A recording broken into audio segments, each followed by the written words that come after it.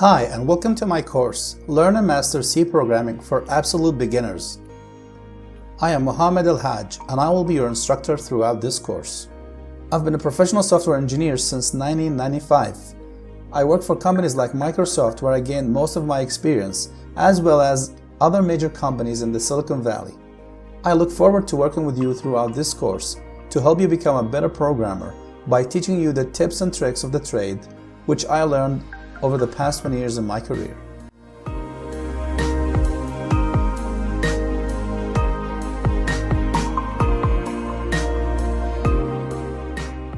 C is one of the most important programming languages used on every major operating system. C is used to program applications, operating systems, compilers, and even hardware devices. In this course, you will learn everything about C programming in great detail.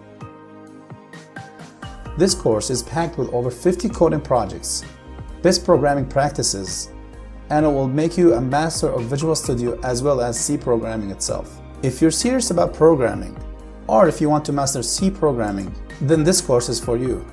Let's have a quick look at what's covered in this course. We're going to cover computer basics, programming fundamentals in C. There's a full section on Visual Studio and how to use it. Of course, the basics of C, counterflow.